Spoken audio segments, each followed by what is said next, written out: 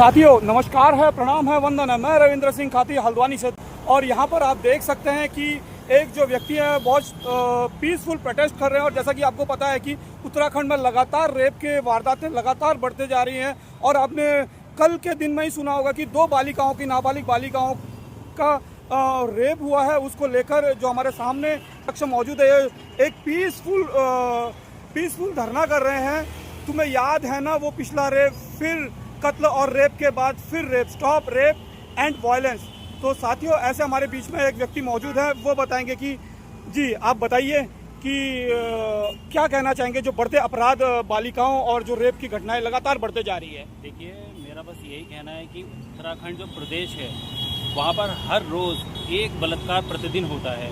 और कई बार आजकल 2-3 घटनाएं ऐसी होती हैं कि एक दिन में 2 बार भी बलात्कार हो जाते हैं। आपको कल का मालूम होगा कि एक पिता ने अपनी ही बेटी के साथ बलात्कार किया जी। कि आप ये देखिए, हम 21वीं सदी में जी रहे हैं जहाँ पर बेटियों की पूजा की जाती है, कन्याओं की पूजा की जाती है, वहीं पर अपना एक पिता अपनी ही बेटी के साथ बलात्कार कर देता है। तो मेरा धामी सरकार से ये कहना है कि आप अपना कानून व्यवस्था इस तरह से कर दीजिए कि लोग डरे।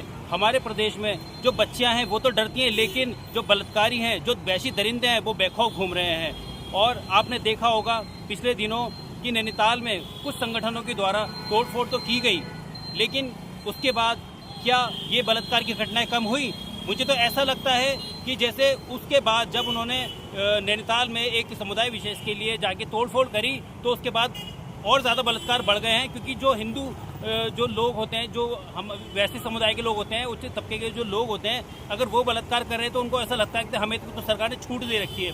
लेकिन अगर अल्पसंख्यक समुदाय से कोई बंदा अगर बलात्कार करता है तो ये लोग तोड़फोड़ पे और आगजनी पे उतर आते हैं। तो मेरे कहने का मतलब ये है कि बलात्कारी सिर्फ बलात्कारी होता है, चाहे वो किसी भी समुदाय का हो, किसी भी धर्म का हो, ठीक है ना। तो मेरा धामी सरकार से ये कहना है कि आप कानून व्यवस्था दुरुस्त कीजिए, जिससे कि हमारे घर की बहन बेटियां बच्चियां सुरक्षित माहौल में रह सकें। धन्यवाद।